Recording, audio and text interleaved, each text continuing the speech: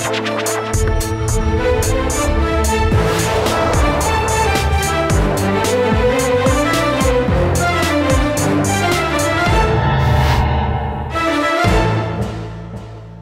वालेकुम। प्रोग्राम आखिर क्यों में खुशामदीद। मेरा हमजा जावेद हूँ।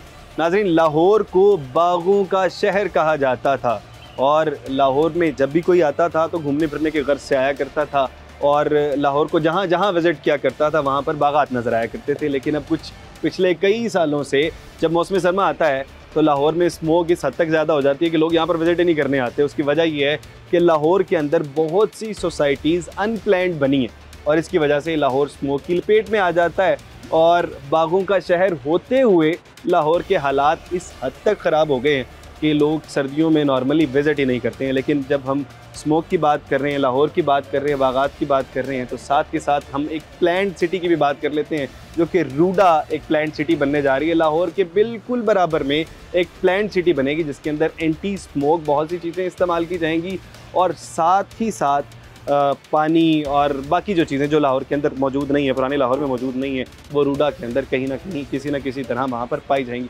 आइए रूडा के कुछ मुंतज़मीन से बात कर लेते हैं और जानते ही हैं कि नए लाहौर में क्या होने जा रहा है। जी तो नाज़रीन, जब स्मोक की बात करेंगे और लाहौर की बात करेंगे तो इस लाहौर के साथ ही एक नई सिटी बनने जा रही है जिसको रूडा का नाम दिया गया है और काफ़ी सालों से इसके ऊपर काम जारी है। अब रूडा के अंदर ये तो बात हम पहले भी कर चुके हैं कि लाहौर के पानी को साफ़ किया जाएगा। लाहौर की माहौलियात का जो सारा डिफरेंस पड़ने वाला है इन फ्यूचर, वो सिर्फ और सिर्फ रूडा की वजह से पड़ने वाला है। क्या क्या फ़र्क पड़ने वाला है वो इस प्रोग्राम के अंदर बात करते हैं। हमारे साथ मिस नादिया ताहिर मौजूद है। मिस नादिया से बात करते हैं। अस्सलाम वालेकुम। वालेकुम सलाम। मिस, कैसी हैं आप? ठीक है। अच्छा मिस, ये बताइएगा कि अगर हम इस लाहौर को जो कि पहले मौजूद है इसको पुराना लाहौर कंसीडर करें और रूडा को नया लाहौर कंसीडर करें तो नए लाहौर में क्या क्या होने वाला है माहौलियात के एतबार से? माहौलियात जैसा से भी आप देख भी रहे हैं कि चीज़ें सारी डिपेंडेंट होती जा रही हैं माहौल के ऊपर और उसकी पोल्यूशन और जितने हमारे रिसोर्सेज हैं उनका यूजेज, क्योंकि वो अल्टीमेट डिस्पोजल है एनवायरनमेंट के अंदर ही। सो उसके साथ साथ अगर हम फैक्ट्रीज़ की बात करें, हम अगर व्हीकलर ट्रैफिक की बात करें और उसके एमिशंस की बात करें और प्लांटेशन की बात करें और उसके साथ साथ जितनी न्यू टेक्नोलॉजीज़ हैं और जितनी हमारी ट्रांसफॉर्मेशन है जिसके अंदर ग्रीन एनर्जी भी आ जाती है, यानी ग्रीनिंग ऑफ एवरीथिंग जिसको हम कह सकते हैं। सो वो सारी चीज़ें रूडा अपने प्रोजेक्ट के अंदर शामिल। पुराने लाहौर को बागों का शहर कहा जाता था। बिल्कुल। क्या नए लाहौर में भी ऐसा कुछ होने वाला है? क्योंकि अब तो जैसे ही दिसंबर से पहले ही हम स्मोक देखने को मिल जाती है, अब तो अक्टूबर के अंदर हमें स्मोक देखने को मिल रही है और इसके अलावा मुख्तलिफ इदारे काम कर रहे हैं यहाँ पर, फिर भी स्मोक कंट्रोल नहीं आ रही। क्या उधर किसी तरह से, क्योंकि प्लान्ड सिटी है पाकिस्तान के अंदर, इस तरह पहले से नहीं हुआ, प्लान्ड सिटी के अंदर पहले से कोई प्लान किया गया है कि हम किस तरह से स्मोक से प्रोटेक्शन हासिल कर सकते हैं, पूरे शहर को बचा सकते हैं? स्मॉग वाकई एक माहौलियाती इमरजेंसी की सिचुएशन ज़रूर है और ये काफ़ी सालों से हम लोग इसको सफ़र कर रहे हैं और उसके साथ साथ ये कि इसकी मिटिगेशन भी हुकूमत पंजाब साथ साथ कर रही है और जितनी भी हमारे पास इंटरनेशनल पॉलिसीज़ हैं, इंटरनेशनल कमिटमेंट्स हैं, उनको भी पूरा करने के लिए हमारे पास टारगेट्स मौजूद हैं और वो NDCs की शक्ल में भी हमारे पास आते हैं और जो डिफरेंट एग्रीमेंट्स हैं जैसे पेरिस एग्रीमेंट है हम उसको भी फॉलो करते हैं। उसके तहत ही फिर पॉलिसीज़ बनाई जाती हैं जो कि गवर्नमेंट लेवल पे बनती हैं और फिर डिपार्टमेंट्स को डिसैमिनेट हो जाती हैं। अगर आप रूडा की बात करें तो रूडा के तमाम प्रोजेक्ट्स के अंदर ये सारी चीज़ें उसमें शामिल की जाती हैं ड्यूरिंग प्लानिंग। जिस तरह से अगर कोई कंस्ट्रक्शन प्रोजेक्ट है तो उसमें हम जो ग्रीन कवर है, अगर कोई सोसाइटी है, अगर कोई इंडस्ट्रियल जोन है और इस तरह के जो प्रोजेक्ट्स हैं उनमें ग्रीन कवर का एक पूरा पार्ट रखा जाता है और वो रूडा रेगुलेशंस एंड गाइडलाइंस के मुताबिक है। प्रोग्राम को थोड़ा तब्दील करते हैं, इस तरह से कर लेते हैं। मैं पुराने लाहौर में बताता हूँ क्या क्या होता है। आपने बताया ना नए लाहौर यानी कि रूडा के अंदर क्या क्या चीज़ें नहीं होने वाली। पुराने लाहौर के अंदर अगर स्मोक के मुतालिक बात करें तो यहाँ पर फैक्ट्रीज़ हैं, यहाँ पर ऑपरेशन हो रहे हैं, लेकिन क्योंकि फ्यूल इस तरह का इस्तेमाल किया जा रहा है जो कि ममनुआ फ्यूल है, वो इस्तेमाल किया जा रहा है जिसकी वजह से यहाँ पर स्मोक बढ़ रही है। नए लाहौर में क्या होने जा रहा है? बिल्कुल, देखिए चीज़ें डिसइंटीग्रेटेड नहीं है, चीज़ें जुड़ी हुई। ठीक है। अगर हमारे जो हमसाया मालिक हैं मुल्क है उसकी हवा अगर हमें डिस्टर्ब करती है तो दो शहर भी तो साथ साथ हैं, उनका तो फासला भी बहुत कम। सो मैं उसी चीज़ की तरफ आ रही हूँ कि चीज़ें शुरू कहाँ से होती हैं और फिर चीज़ों को हम हैंडल किस तरह से करते हैं।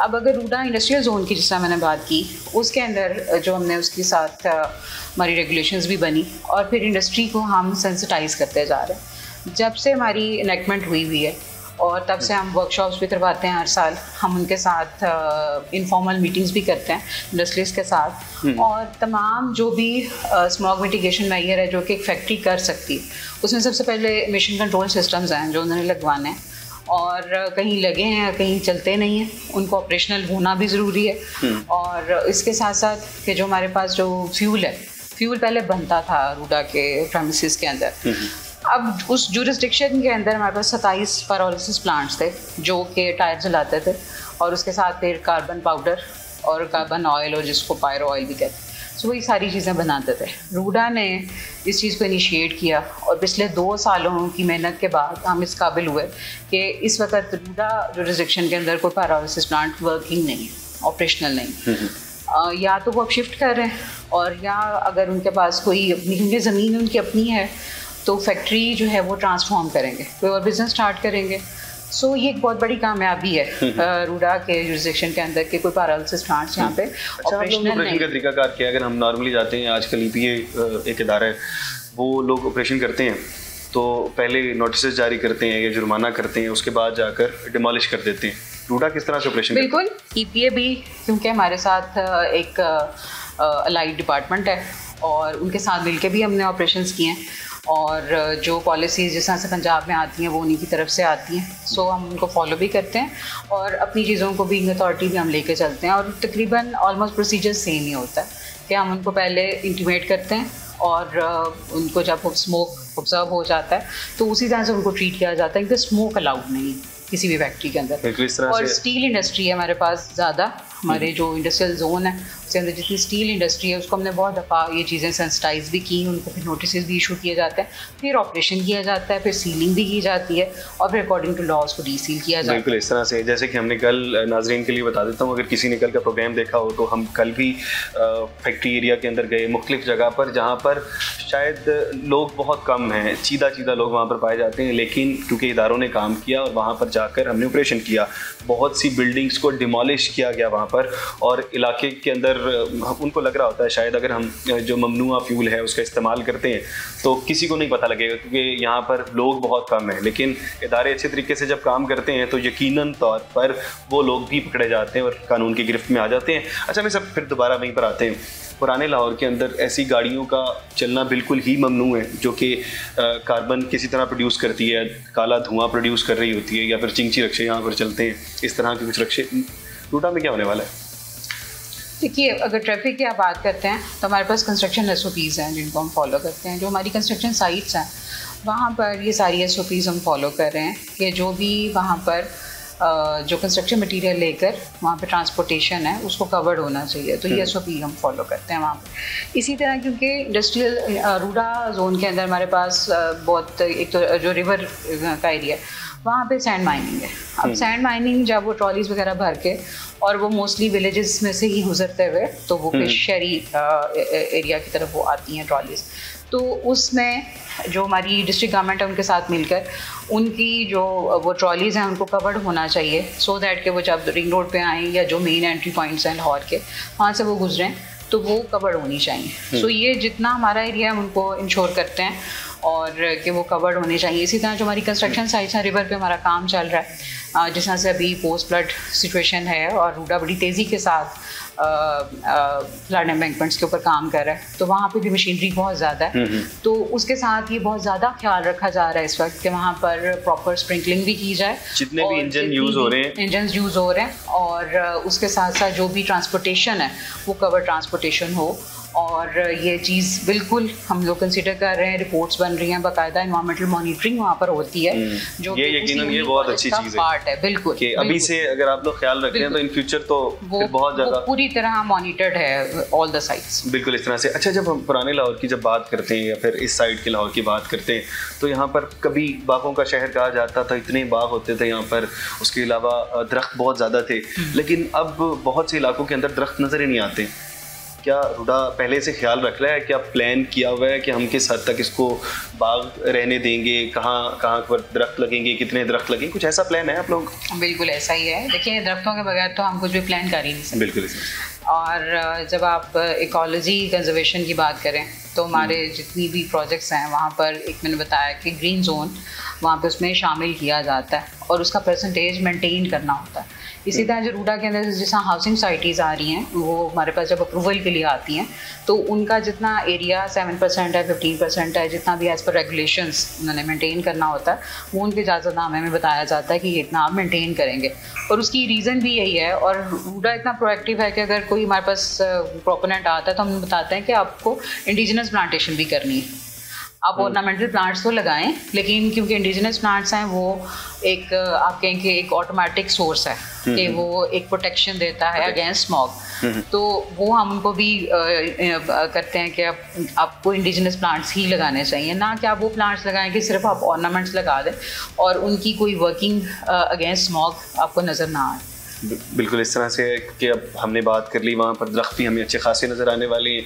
और जो एक मसला रह गया जो कि हमारे यहाँ इंजन का इस्तेमाल इस हद तक ज़्यादा है, तो हमारे यहाँ पर सीएम का इनिशिएट हुआ यहाँ पर कि अगर आप इलेक्ट्रिक व्हीकल की तरफ जाते हैं तो बहुत ज़्यादा फ़ायदा होने वाला है, लोगों को, आवाम को फ़ायदा होने वाला है, एनवायरनमेंट को भी फ़ायदा होने वाला है। मुझे लगता है कि शायद रूडा इन फ्यूचर इसके ऊपर भी काम करेगा, इलेक्ट्रिक व्हीकल्स पर। जी, इन फ्यूचर नहीं, हमारे अभी के जो प्रोजेक्ट्स हैं उनमें ये एक एडिशनल उन्होंने हमारे पास एक स्पेसिफिकेशन है कि हमने उसके अंदर ये ईवीज़ और चार्जिंग स्टेशंस और वो सारे रखे हैं।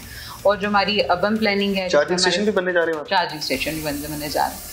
क्योंकि हमने जो NDCs हैं उसके मुताबिक जो जितना हमारा ग्रीन एनर्जी ट्रांसफॉर्मेशन है वो भी हमने मेंटेन करना है, तो वो उसका पार्ट है। अर्बन प्लानिंग इस चीज़ का बहुत ज़्यादा ख्याल रखता है कि जो हमारे जो मैस ट्रांजिट हैं उनके लिए भी हमें को बेस जो हमारा ब्रिजेज़ हैं, हमारे रोड्स हैं सॉरी, उसमें बेस हमें मेंटेन करने हैं। वो अल्टीमेटली हो सकता है कि वो इन फ्यूचर वो EVs ही वहाँ पे जो व्हीकल्स हैं वो आपको नजर आए। बिल्कुल इस तरह से। अच्छा, हम दोबारा से हम ऑपरेशन पर बात करते हैं कि जो आपने बताया कि हमने फैक्ट्रियों के अगेंस्ट जाकर वहाँ पर ऑपरेशन किया, ये कितनी फैक्ट्रीज थी, क्या क्या चीज़ें इस्तेमाल कर रही थी, क्यों ऑपरेशन किया गया इनके खिलाफ? देखिए, ऑपरेशन तो आप इसको ये समझेंगे जिस तरह से गवर्नमेंट ऑफ पंजाब डेंगी भी ऑल ओवर द ईयर हम एक्टिविटीज़ करते हैं, इसी तरह स्मॉग की भी ऑल द ईयर एक्टिविटी होती है। ये इस तरह नहीं है कि हम सिर्फ एक दिन जाते हैं और ऑपरेशन करते हैं। हाँ, ये एक फॉर इंफॉर्मेशन कि उसके लिए भी हम, आम लोग तो ये समझते हैं ना कि सर्दियों में आके जब स्मोक शुरू होती है तो स्मोक याद आ जाता है इदारों को। हाँ जी, इसी तरह है, क्योंकि फैक्ट्रीज हैं वो जो नई भी लग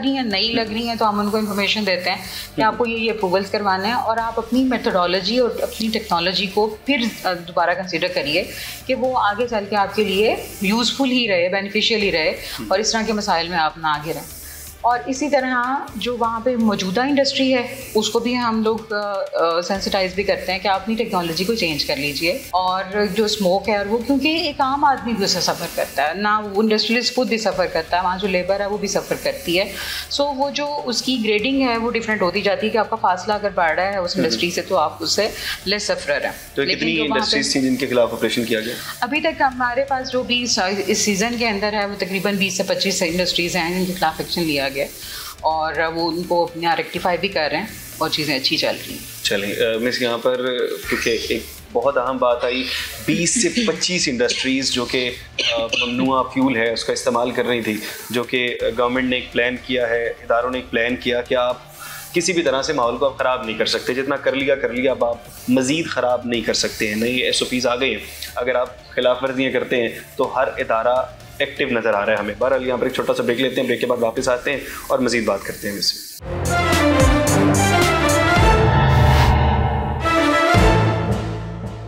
इसमें हम ये कहते हैं कि जो एक इंडिविजुअल रिस्पॉन्सिबिलिटी है हम इस पर भी ज़रा करते हैं ना कि सोशल रिस्पॉन्सिबिलिटी क्या होती है, क्या अगर कोई एक इमरजेंसी नाफिज हो जाती है, कोई कैटास्ट्रॉफ आ जाता है तो हमें किस तरह से बिहेव करना है, वो लोगों ने भी तो पाओ ना जिम्मेदारी, उन्होंने भी तो है ना, ये नहीं कि इदा ही लैन जाना तो मैं गड्डी कढ़ लवां टमाटर 500 रुपये लेके जाना तो 500 रुपये पेट्रोल डाल दें। सो हमें चीज़ें थोड़ी सी कैटेगराइज करनी चाहिए कि हम एक ही अटेम्प्ट में कोशिश करें कि जितनी हमारी ख़रीदारी है वो हो जाए, कि कम से कम हमारा जो है ऑफिस जाना, यूनिवर्सिटी जाना, स्कूल जाना वो तो एक काम है, लेकिन हम इसको भी इस तरह से मैनेज हमें करना चाहिए हाउस होल्ड बेसिस के ऊपर भी, है ना।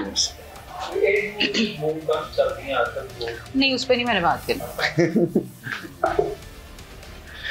मैं पढ़ा लिखा बंदा हूँ।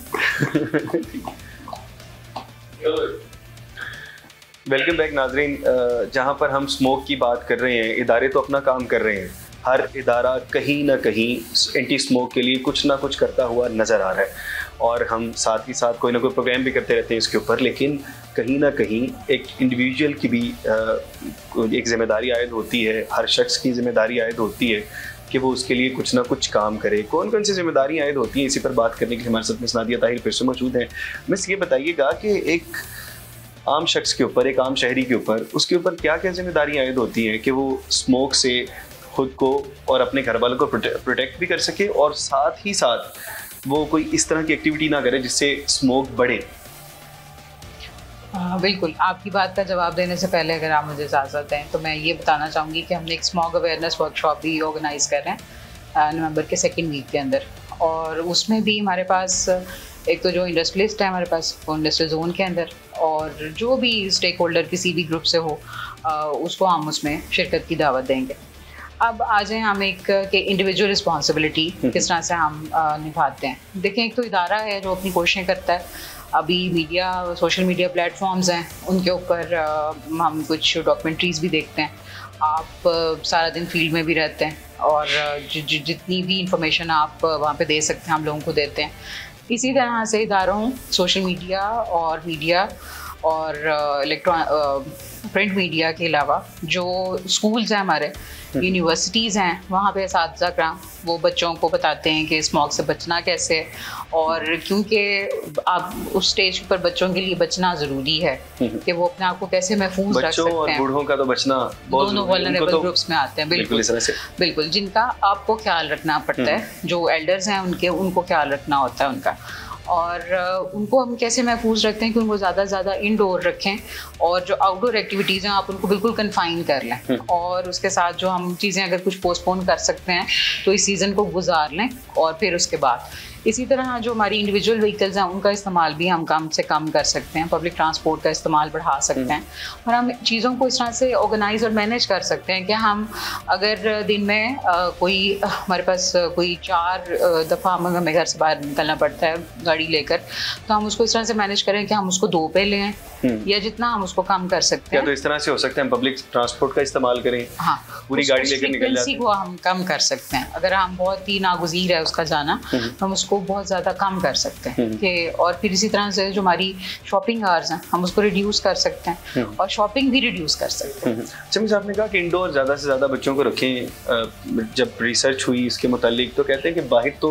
स्मोक नुकसान करती है, लेकिन घरों तक भी नुकसान कहीं ना कहीं हो रहा है। पहले बाहर की निस्बत कम है, लेकिन घरों में भी नुकसान है। घरों को किस तरह से सेव कर सकते हैं स्मोक से? बिल्कुल, घरों में जिस तरह से वेंटिलेशन का इंतज़ाम जो है वो बेहतर हमें करना चाहिए, और उसके अंदर ये है कि हमें इंडोर प्लांट्स हैं वो भी हम इस्तेमाल कर सकते हैं, प्यूरीफायर्स हैं वो भी इस्तेमाल कर सकते हैं, और जो प्यूरीफायर्स बहुत अच्छे वो इस्तेमाल हो सकते हैं। और हम अपने जो नई कंस्ट्रक्शन है घरों के अंदर, हम कुछ इस तरह के मटेरियल भी इस्तेमाल कर सकते हैं जो ग्रीन मटेरियल्स हैं, जो एंटी स्मोक हो। सो ये चीज़ें एडवांसमेंट की तरफ भी जाती हैं, लेकिन सबसे पहले ये कि हम जो हमारी आउटडोर एक्टिविटीज़ हैं जो हम बेहतर तरीके से कर सकते हैं वो उसको रिड्यूस करते जाएं, और घरों में जितनी जो हमारी चीज़ें हैं उनको भी, प्लांटेशन है हमारी उसको भी हम इंक्रीज़ करें, इंडोर प्लांट्स हैं उसका रिवाज हमारे पास, जो हमारी बिल्डिंग्स, ऑफिस बिल्डिंग्स है वहाँ पे ज़्यादा होता है, घरों में कम होता है, हमें उसको भी फ़रोग़ देना चाहिए। बिल्कुल, इस तरह से हम कहीं पर ऑपरेशन करने जाते हैं तो हमें एक चीज़ फील होती है। वैसे कुछ इलाके बहुत बेहतर हो गए हैं। जहाँ पर पहले बहुत ज़्यादा स्मोक होती थी, फैक्ट्रीज लगी हुई थी, वो इस तरह का फ्यूल इस्तेमाल कर रहे थे जो कि नहीं करना चाहिए, ममनुआ फ्यूल है, SOPs की खिलाफ वर्जी करते हुए नज़र आ रहे थे। लेकिन बहुत से लोग अब कहीं ना कहीं अवेयर हो गए हैं। वो बताते ही हैं कि पहले हमें मसला ये था कि वो आके किसी स्पेसिफिक को टारगेट किया जाता था और उसके ऊपर चालान करके चले जाते थे। अब है ये कि सारों के लिए बराबरी कर दी गई है, कानून का निफाज सारों के लिए बराबर हो गया है। तो अब मैं क्यों सस्ता फ्यूल इस्तेमाल करूं जब ओवरऑल जो इंडस्ट्री है उसका रेट अप हो गया है। तमाम लोग जो है वो ममनुआ फ्यूल का इस्तेमाल नहीं कर रहे हैं, तो इस वजह से मैं भी अफोर्ड कर सकता हूँ, मेरे साथ वाला भी अफोर्ड कर सकता है, वो तमाम के तमाम लोग कहीं ना कहीं एजुकेट हो गए हैं। मेरा ख्याल है कि अगर हम सारों पर बराबरी की सतह पर ऑपरेशन करें तो फिर भी ये चीज़ें बेहतर हो सकती हैं। बिल्कुल ऐसे ही है, ये आपकी बात बिल्कुल ठीक है। तो उसमें प्राइस कंपटीशन होता है, जाहिर बात है। जब मैं अपना इनपुट जो मेरे रिसोर्सेज हैं वो मैं कम लागत के ऊपर उस प्रोडक्ट के अंदर इस्तेमाल करूँ तो उसकी लागत भी कम ही आएगी। और अगर मेरे पास इलेक्ट्रिसिटी बहुत महंगी है और फ्यूल बहुत महंगा है और इस तरह की चीज़ें जब मैं उसको अल्टीमेटली सम अप करूँ तो उसकी कॉस्ट बहुत ज़्यादा हाई हो जाती है। और अभी नेबरिंग इंडस्ट्री जो एक ममनुआ फ्यूल इस्तेमाल करे और जो अगर मैं बहुत स्टैंडर्डाइज फ्यूल, तो वो वाकई एक चीज़ फ़र्क महसूस होता है। लेकिन अभी ये है कि अभी तो बिल्कुल ही पाबंदी है और बिल्कुल बिल आउट नहीं है। किसी भी इंफॉर्मेशन के ऊपर हम ऑपरेशन करते हैं, हम जो विजुअल ऑब्जर्वेशन है उसके ऊपर ऑपरेशन करते हैं। टीमें जो विजिलेंस की हैं वो ओवरिंग अराउंड रूडा जुरिस्डिक्शन वो भी अपना काम कर रही हैं। सो अब ये मुमकिन नहीं रहा कि वो इस तरह की चीज़ कोई जले, उसकी स्मेल भी बताती है और बाकी चीज़ें भी जो है दूर से ही नज़र आ जाता है। जब कोई काला धुआं किसी फैक्ट्री से निकल रहा होता है, उनकी चिमनी से निकल रहा होता है, दूर से नज़र आ जाता है। और उसके बाद EPA की टीमें हैं, मुख्तलिफ इदारे हैं, वो लोग जाकर ऑपरेशन करते हैं और यकीनन फिर उनको भारी नुकसान भी उठाना पड़ता है। मिस फातिमा अली खान से बात करेंगे ब्रेक के बाद और जानेंगे उनका पॉइंट ऑफ व्यू क्या है। मिस, आपका बहुत शुक्रिया।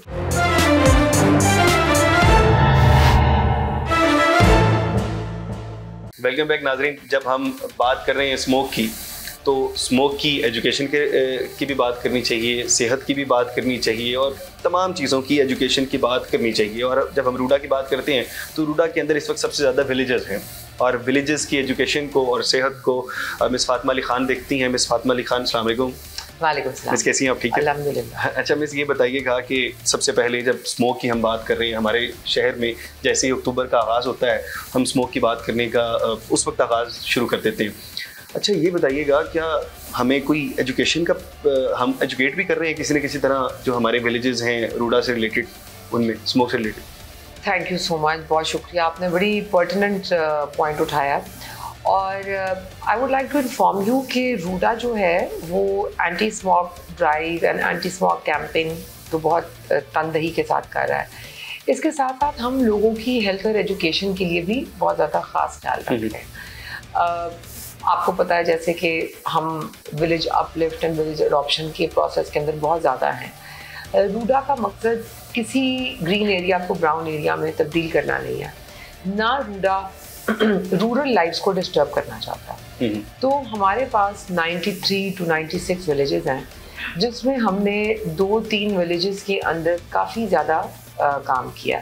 फॉर एग्जांपल मैं आपको I would like to recall also के फ्लड्स के दौरान भी हमने इन कुछ विलेजेस के अंदर बहुत ज़्यादा रिहैबिलिटेशन का काम किया, distribution of flood relief items का भी बहुत काम किया। नथिक हमारा गांव है, बड़ा प्रोजेक्ट, हमारा पायलट प्रोजेक्ट मॉडल विलेज है। नथ के अंदर ना सिर्फ ये कि हम लोगों ने वहाँ पे मुख्तलिफ सरकारी इदारों के साथ मिल के जिनके सब्जेक्ट्स हैं उनको ऑन बोर्ड लेके हमने नथ के अंदर एक पुराना स्कूल जो कि एक बिल्कुल डिलैपिडेटेड कंडीशन के अंदर था and it was not functional, हमने उसको ना सिर्फ ये कि अपलिफ्ट किया है, रिवैम्प किया है, बल्कि SED के ताउन के साथ हमने उसमें नई टीचर्स भी इंडक्ट किए हैं और हमने उस डिलैपिडेटेड एंड अबैंडन्ड स्कूल को गर्ल्स के एलिमेंट्री स्कूल का दर्जा दे दिया। अच्छा। और उसमें हमने ये किया है कि जो नियर बाय बड़े विलेजेस हैं जिनके हाई स्कूल्स थे, हमने उनके साथ इन स्कूल्स को अटैच करके यहाँ की आवाम की ज़रूरत को देखते हुए कि यहाँ पे कोई एलिमेंट्री स्कूल मौजूद है लड़कियों का या नहीं, तो हमने वहाँ पे एक एलिमेंट्री यानी विमेन एम्पावरमेंट पे भी साथ ही साथ रूडा काम कर रहे हैं, उनके साथ लिएज़ॉन करते हैं ताकि पेशेंट की बीमारी ना उस दिन, हर पेशेंट की बीमारी तो उस दिन ख़त्म नहीं हो जानी ना, इट नीड्स फॉलो अप। तो ख़ास तौर पे आजकल जो हम लोगों ने स्मोक की वजह से जो लंग्स, आज़मा एंड एलर्जीज़ के जो पेशेंट्स हैं उनके लिए हमने ख़ास एहतमाम किया है कि हमारे मेडिकल कैंप्स के बाद उनका ताल्लुक जो नियर बाय बड़े सरकारी या ट्रस्ट हॉस्पिटल्स हैं उनके साथ हम अटैच करें, सो दैट इस स्मोक की वजह से जो भी हेल्थ इश्यूज रूडा की रूरल लाइफ में आ रहे हैं उनका भी सद्दे वापस। अच्छा, ये जब स्मोक शुरू हो जाता है तो जाहिर सी बात है इसके मरीज शुरू हो जाते हैं, क्या उन कैंप के अंदर ऐसी सहूलियात मौजूद हैं जो उसको फ़ौरन से ट्रीट किया जा सके, फर्स्ट एड दी जा सके? किसी को सांस का मसला हो रहा है, उसको बहुत ज़्यादा प्रॉब्लम हो जाती है, उसको फौरी फर्स्ट एड देनी पड़ती है। देखें, बड़ा अच्छा आपका सवाल है, क्योंकि ऑब्वियसली जो हम लोगों ने पल्मोनोलॉजिस्ट वगैरह साथ बिठाए हैं और ये एक चीज़ मद्देनज़र रखते हुए कि इस वक्त ऑब्वियसली लंग्स का भी प्रॉब्लम है, कई लंग्स ऑलरेडी वीक है, कुछ एजमेटिक लोग हैं, 3-4 साल पहले कोविड भी गुजरा है कौम ने, वो भी अपने फेफड़ों पे ही सहा है कोविड को। तो इन सारी चीज़ों को मद्देनज़र रखते हुए हम लोगों के मेडिकल कैंप्स इतने इक्विप्ड होते हैं कि अगर उसके अंदर हमें कोई फौरी ट्रीटमेंट देने पड़े या कुछ दिनों की खुराक देनी पड़े, विच में इन्वॉल्व एंटीबायोटिक्स, विच में इन्वॉल्व, क्योंकि आज़मा कोविड वगैरह का इलाज जो है वो स्टेरॉइड ड्रग्स से भी किया जाता है और नेबुलाइजेशन वगैरह के जो वायल्स वगैरह होती हैं वो उनसे भी किया जाता है। तो obviously we have made a very particular arrangement कि ये जो लंग्स के साथ जो एसोसिएटेड डिजीजेस हैं बिकॉज ऑफ जो कोविड हमने गुजारा and then because of the smog की आमद, तो हम उनको इलाज करने के अंदर बहुत ज़्यादा तवज्जो। अच्छा, जो नए बनने जा रहे हैं कैंप वो कितने होंगे और उसके अंदर कितने डॉक्टर्स होंगे, कितने मजीद बन जाएंगे कैंप? देखिए, मेडिकल कैंप जो होती है ना वो एक 1 डे एक्टिविटी होती है, ठीक है। ये नथ के अंदर हम लोगों ने बाकायदा एक डिस्पेंसरी बनाई है, हमारे पास 10 मरले जगह हमें गिफ्ट हुई, जो वहाँ के मुतखय्यर अफराद थे उन्होंने हम लोगों को 10 मरले का प्लॉट दिया जिसपे रूडा ने अपने कंप्लीट एक्सपेंसेस से डिस्पेंसरी बनाई और बहुत सारे हॉस्पिटल्स ने अब बहुत इंटरेस्ट लिया है कि वो अपना एक सैटेलाइट CSR एक्टिविटी के तौर पे इस डिस्पेंसरी को on a self sustainable but at a very affordable level वो इस डिस्पेंसरी को अडॉप्ट करना चाहते हैं।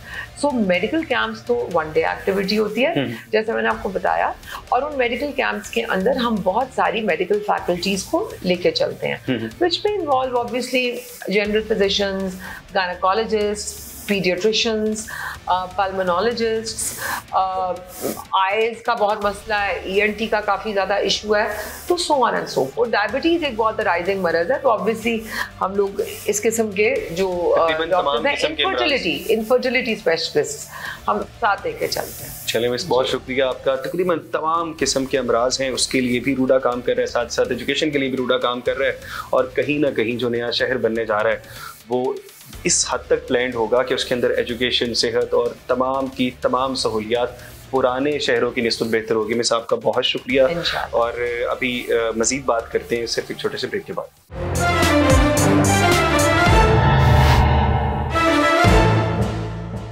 वेलकम बैक नाजरीन। जहाँ पर लाहौर की स्मोक की बात हो रही है, रूडा की स्मोक की बात हो रही है, वहाँ पर प्रोटेक्शन बहुत ज़रूरी है। ये जो लोग पहले से कोई फैक्ट्रियाँ लगाए बैठे हैं, इनकी प्रोटेक्शन बहुत ज़रूरी है, इनका फ्यूल बेहतर करवाना बहुत ज़रूरी है, इनके ऊपर किसी न किसी तरह चेक एंड बैलेंस करवाना बहुत ज़रूरी है। हमारे साथ रूडा से अहमद इब्राहिम साहब मौजूद हैं, इनसे बात कर लेते हैं। अस्सलाम वालेकुम। अहमद इब्राहिम साहब, आप जाते हैं, मुख्तलिफ फैक्ट्रियाँ विज़िट करते हैं और जाके उनको चालान करवाते हैं और उनके खिलाफ कभी कभी आपको डिमोलिश भी करना पड़ जाता है। जी, तो ये बताइएगा आप ये एक्टिविटी करते किस तरह से आपको फर्स्ट स्टेप से पता लगता है कि इनके खिलाफ एक्टिविटी करनी है, और किस तरह से फिर आप वो एक्टिविटी परफॉर्म करते हैं? जी, इसमें कुछ तो आपने टर्म सुनी होगी विसल ब्लोअर की, ओके, कुछ हमें उस टाइम पता चल जाता है। उसके अलावा हमारा DNBC development building control department, उसका इन्फोर्समेंट विंग है, वो विजिट्स करता है, उन सरप्राइज विजिट्स में भी हमें आइडेंटिफाई हो जाता है। फिर हम एक फॉर्मल विजिट करते हैं जिसमें एनवायरमेंटल इन्फोर्समेंट दोनों की टीमें मौजूद होती हैं, और फिर हम इस विजिट में आइडेंटिफाई करते हैं कौन स्क्रबर यूज़ कर रहे हैं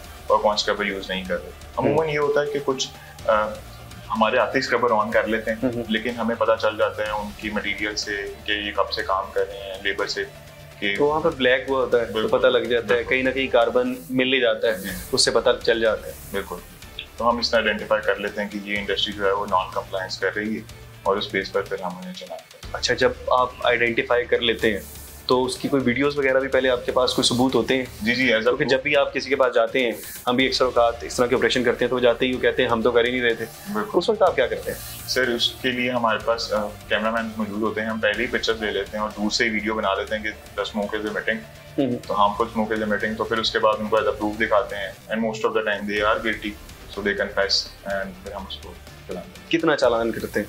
सर अमाउंट वेरी करती है ऑन वायलेशन, ये हमारी एनफोर्समेंट विंग आपको बेहतर बता सकती है उनके अंदर। अच्छा, मुख्तलिफ चालान हो सकते हैं और कुछ केसेस में अब हमने ये चीज़ लेकर आए कि हम परमानेंटली ही बैन कर दें जब तक स्मोक सीजन है। अच्छा, क्योंकि कुछ सील कर देते हैं, कुछ इंडस्ट्रीज ऐसी हैं जो कि बार बार नॉन कंप्लायंस करती हैं बार बार, तो हमने इस बार एक फाइनल वर्डिक्ट ये यूज किया कि हम उसको मुसलसल ही बैन करते हैं। या सील कर देते हैं, डिमोलिश भी करते हैं आप? डिमोलिश, पायरोलिसिस प्लांट्स को डिमोलिश किया जाता है, जहाँ तक जिनके स्क्रबर्स हैं सही, तो उनको हम सिर्फ सील करते हैं और उनको पेनल्टी देते हैं।